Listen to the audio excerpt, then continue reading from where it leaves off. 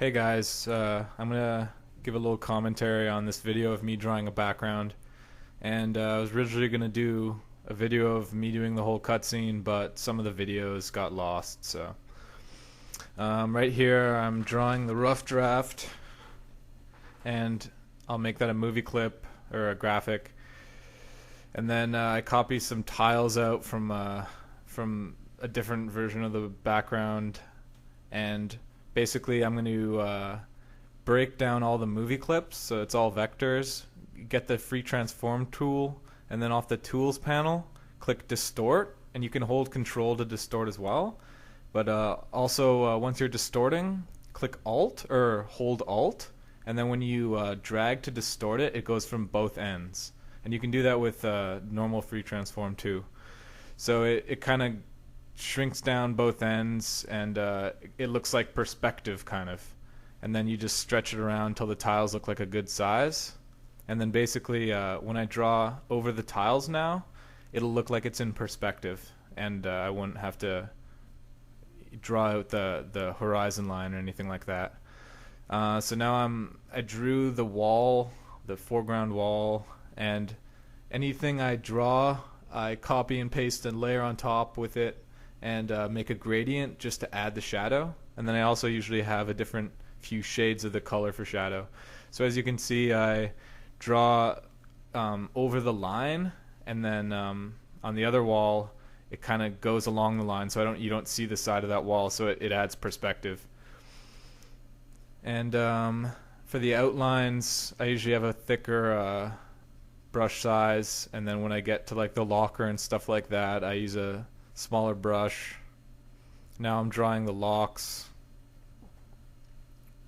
Basically I just draw over top of the rough, put in all the solid colors, start shading them, then I'll add a gradient over top, add more shading that way, and then I'll probably make a layer, or I usually make a layer between the walls and the floor with another gradient that adds more shadow.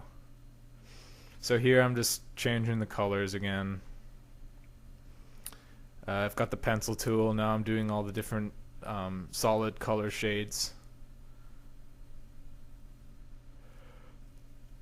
And I add little kind of dots in the little stuff just to show like dents or scratches or whatever.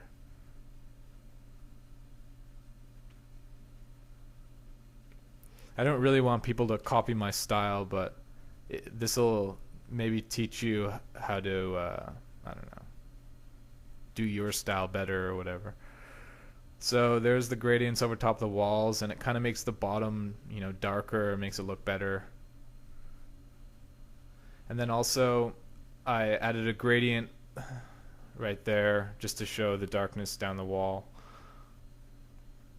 Obviously I'm turning down the alpha on some of the gradients for transparency.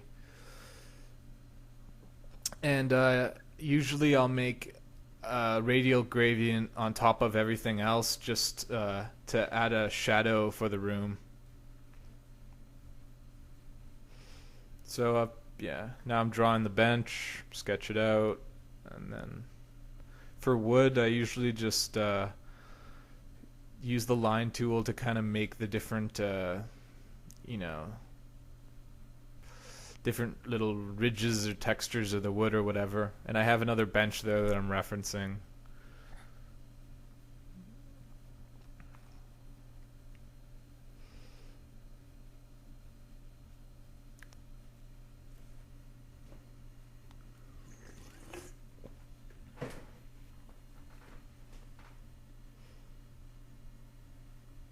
This background took probably half an hour. So now that I have everything drawn, I'll start adding the gradients under things. Like under the bench, have a gradient under there, just add a little bit of shadow, and same with all those walls and stuff. And when you make the gradient, just hold shift to constrain proportions and drag a circle, fill it with a gradient so that when it's a perfect circle, the edges of the gradient fade at the right points, and then use the free transform to size it down.